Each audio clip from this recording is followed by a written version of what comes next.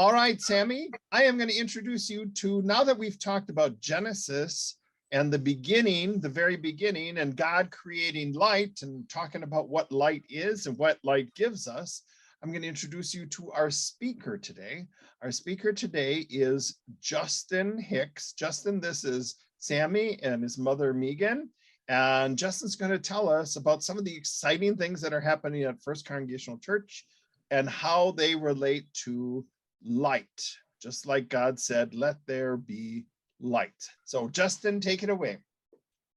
Thanks, Jeff. And hi, Sammy and Megan. Hi. Hello.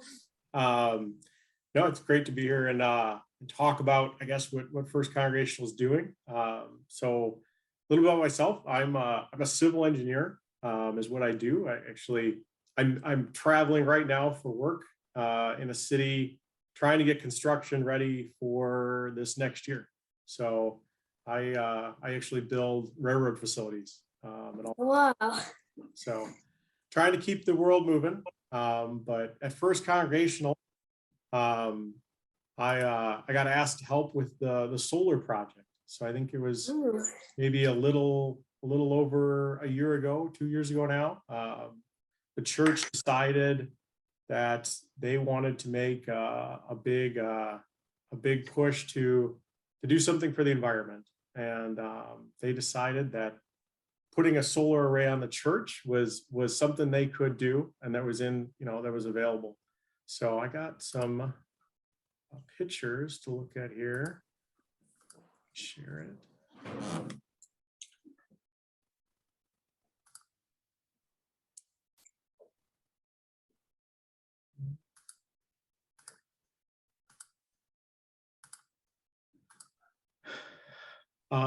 So our church here, go back to the beginning. Wow.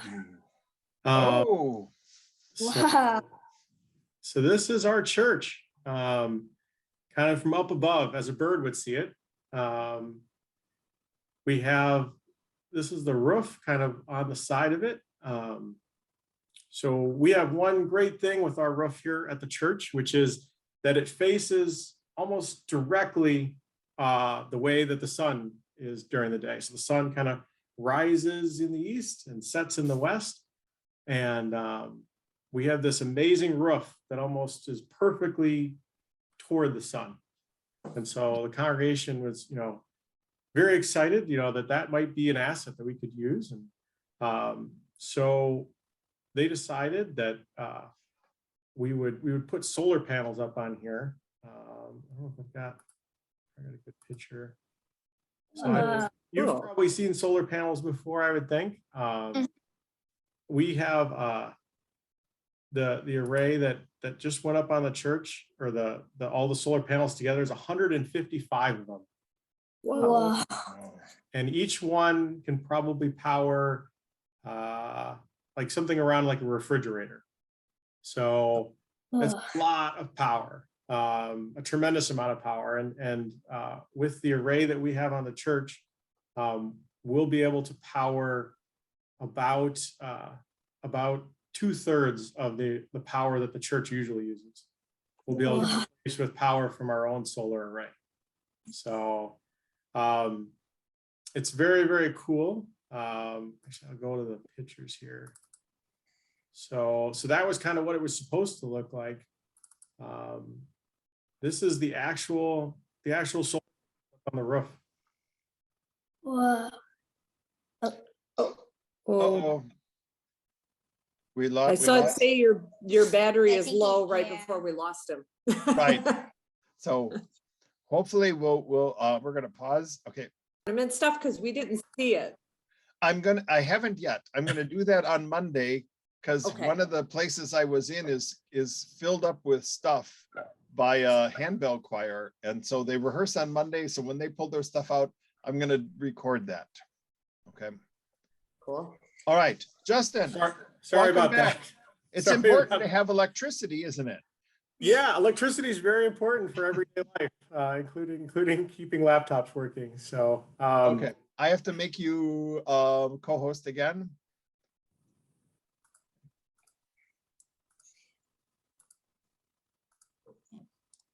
All right, and you're back on. Justin. Okay. So this is the solar panels we just put up on the church. Wow. So it's impressive to look at. They're a little covered in snow right now. So as you can imagine, they're not quite making as much power as they could, but come spring when the snow melts off, the church will be generating power. When did you put them up? So we just got them up before the snow flew, kind of Wow. November, December this year or last year. So, and they brought in a big crane. They actually had to crane them up onto the roof. And Wow. they had teams of construction workers. They had to drill into the roof and put in mounts, and then these solar panels bolt down to those. And then this is pretty cool. I'm amazed Mr. Jeff hasn't had a video from down here yet, but this is the church electrical room. Wow. Where all the electricity comes into the church and then it's distributed out. So we had to do a bunch of work down here too. So that's the electrical panel. We put in these. So the solar panels Wow. make a type of power that we can't use with everyday things. They make DC power, which like batteries make. It's a type of power that some things use, but not a lot of stuff. A lot of stuff that we plug into an outlet uses AC power. And AC has kind of a hum to it. I don't know if you've ever heard power lines or like a big green transformer make that hum. That's that AC power. Okay. So, Justin, what is AC and DC? they're just different types of power. So, Okay, but what are the words? What do they mean? So if we come across that. Yeah. So DC means direct current. So it's got a steady voltage, like what a battery makes. And then AC is alternating current. Got kind of like a ocean wave look to it. Okay. That's what you plug into the wall. That's what pretty much everything uses. So the solar panels, they make DC. They make that flat battery type current.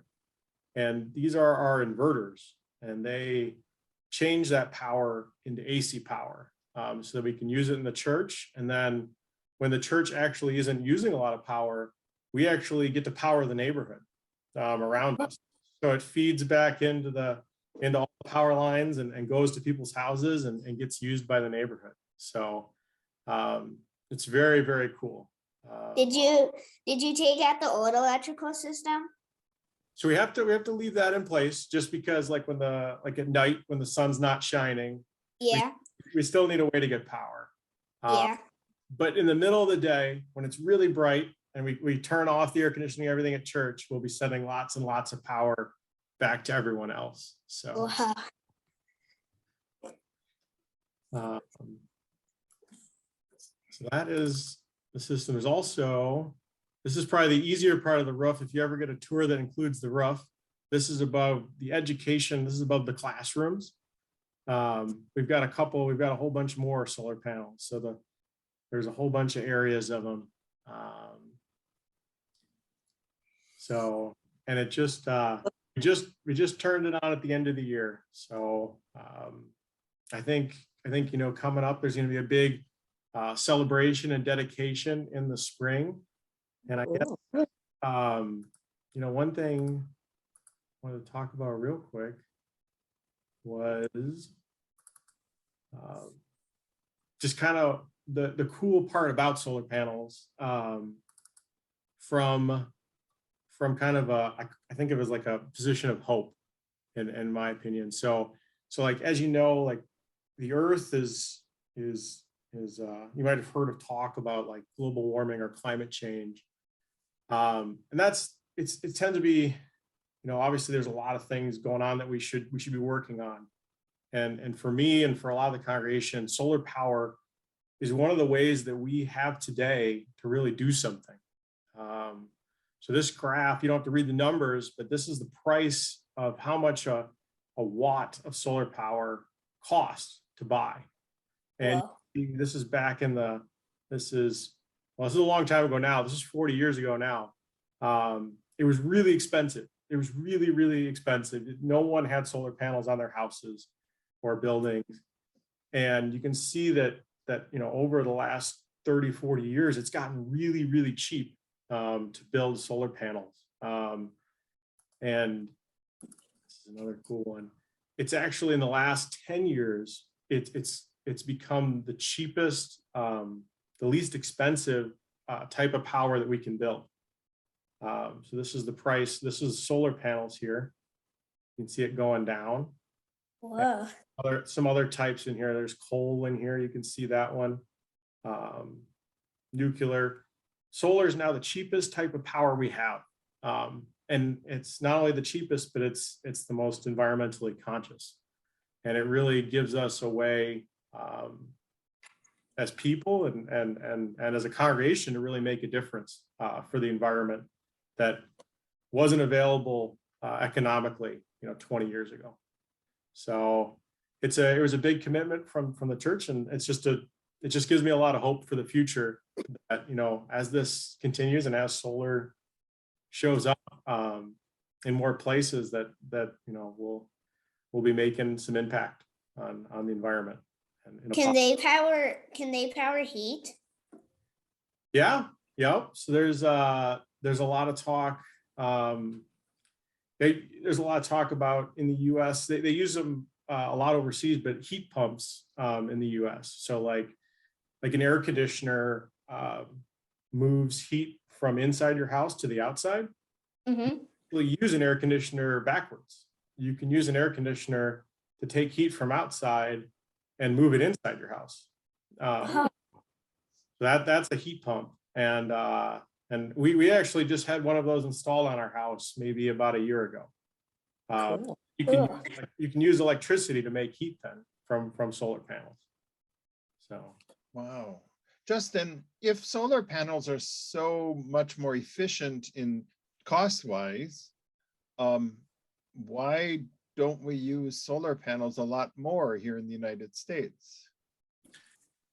well, we are. So I was reading something the other day, and each year we add new power to the power grid in the U.S. And this last year, we almost added everything we added was almost entirely solar or wind, because of what you're looking at here. It's gotten cheaper and it's good for the environment and a lot of good reasons. The reality is, though, that we've built these big power plants, and the companies that operate them want to run them until they're old. And so, we kind of have to make that choice that, as a society, as people, together of what to do. If we want to retire those before they reach, the end of, those power plants reach the end of their life, and build more solar. But in general, yeah, there's a lot of solar and wind. I mean, you see even the wind north of Madison. If you've ever driven up on 12 north of Middleton, there's a big wind farm. It's pretty recent. Right. Will you have to do they have to be replaced every couple of years? That's a really good question. Yeah, so they don't last forever. So the ones we have up on the church, they're designed to last for somewhere around 30 to 40 years.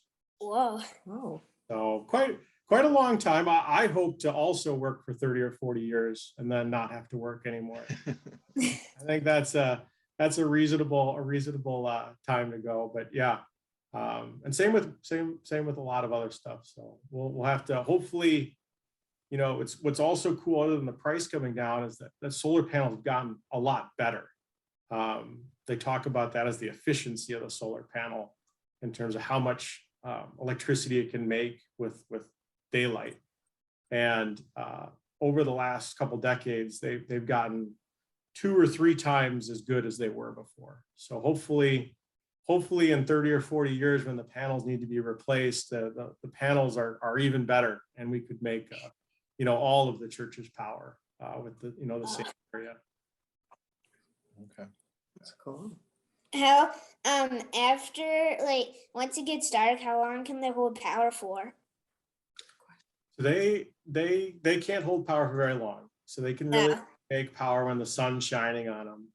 And they really don't like shade either. They're not, so if there's anything that gets in their way, like snow or leaves and that type of stuff, they're not very good at making power. But when the sun's shining, they do. And sometimes people, if they want to take some of that solar power they made during the day and use it at night, they'll install batteries with their solar panels, and then you could save up some of that electricity you made during the day and use it at night when you weren't making it. We haven't done that as a congregation yet. That isn't part of this one, but it's a consideration for the future. Mhm. Cool. So maybe we need like a smaller person who's excited about things to go crawl up on the roof on snowy days and dust the panels, the snow off the panels. Yeah. You would love that. Right? That really is something. That really is something. Do they work when it's cloudy? They make some power, but not as much. Yeah, they like full sunlight. They're like sunbathers out there. So Right. And as you said, it's almost like that roof was designed for solar panels.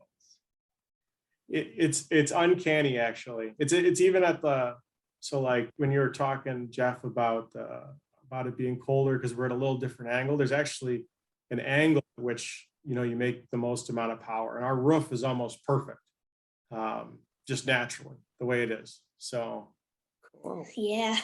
Wow. Now, Sammy, test your Mhm. math skills a little bit. We moved into this building, this church building, in 1930. 1930, okay? Mhm. And we're now in 2022. Do you know how old the building is? About? You can say almost. Almost. It's about 110 years old. Not Okay, quite. you're really close. It's almost 100 years old.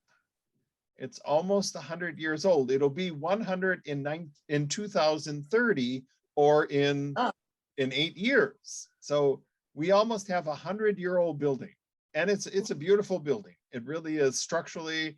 I mean, in some places, I once described our church as like your great aunt.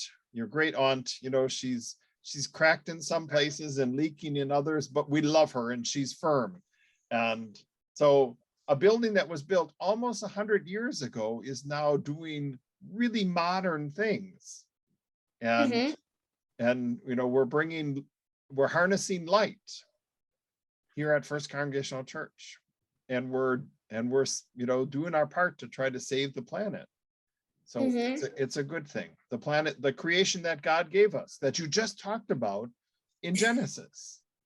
And it all began with what, Samuel? All began with what? It began with God. And began with God, and God saying what? Let there be Light. light. Right, exactly right. Okay, this is so exciting. Okay, Sammy, you have any other questions for Justin? There's a big solar panel farm out in Fitchburg.